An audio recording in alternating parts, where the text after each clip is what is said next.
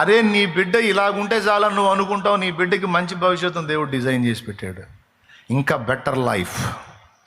నువ్వు అనుకుంటావు వాడు ఇలా బతికితే చాలు, నువ్వు అనుకుంటావు వాడు అలా బతికితే చాలు, దేవుడా వాడికి ఈ మాత్రమే చాలు, వాడికి ఆ మాత్రమే అని నువ్వు అంటావు. నీకంటే ప్రేమ గలవాడు, వాని సృష్టి వెనుక నీ హస్తం కాదు ఆయన హస్తం ఉంది.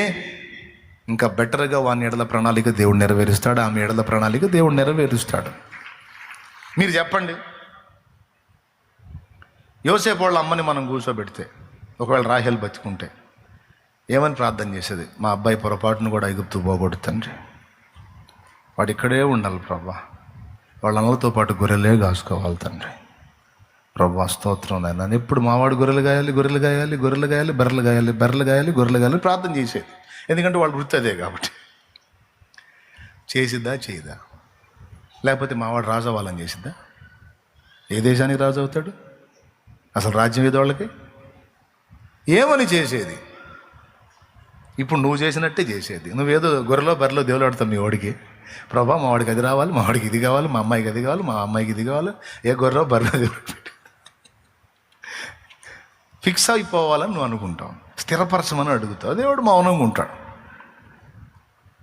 ఎందుకంటే దేవుడు యోసేపు చేత గొర్రెలు బర్రెలు కాపించాలని కాదు, యోసేపుని లక్షల మందికి రక్షకుడుగా నిర్ణయించాడు దేవుడు. ప్లాన్ అండి. యోసేపుని లక్షలాది మందికి రక్షకుడుగా నియమించాడండి. తన జనాంగం మొత్తానికి ఆధారం చేశాడండి. యోసేపుని గొర్రెలు కాసేవాడుగా కాదు, ఒక సింహాసనం ఎక్కి పరిపాలించి ఫరోకే ఫరో అయ్యేంత స్టేటస్లోకి యోసేపుని డిజైన్ చేశాడండి దేవుడు. ఇంత ప్లాన్ వాళ్ళ అమ్మకేం తెలుసు, యాకోబుకేం తెలుసు అండి? యాకోబు అన్నలకు కూడా తెలియదండి. యాకోబు కుమారులు మిగిలిన కొడుకులు యోసేపు అన్నలకు కూడా తెలియదు. పనికిమాలినోడు కళ్ళలు గంటాడు, ఊరగ తిని నిద్రపోతాడు, నిద్రపోతే కళ్ళైగా వచ్చేది, దిక్కుమాల కళ్ళన్నీ గంటాడు, వచ్చి మనల్ని ఎగతాళి చేస్తూ ఉంటాడు. ఈయన చంపేయాలనుకున్నారు వాళ్ళు. కానీ ఆ వ్యక్తి విషయంలో దేవుని ప్లాన్ ఏంటి? యోసేపు వాళ్ళు అమ్ముంటే ఏమని అడిగేది? మీరు చెప్పండి, ఏం అడిగేది?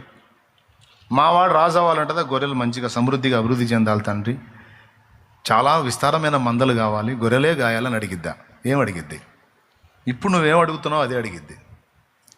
నువ్వేదో అనుకుంటావు అదే జరగాలి మా వాడికి అని అనుకుంటావు.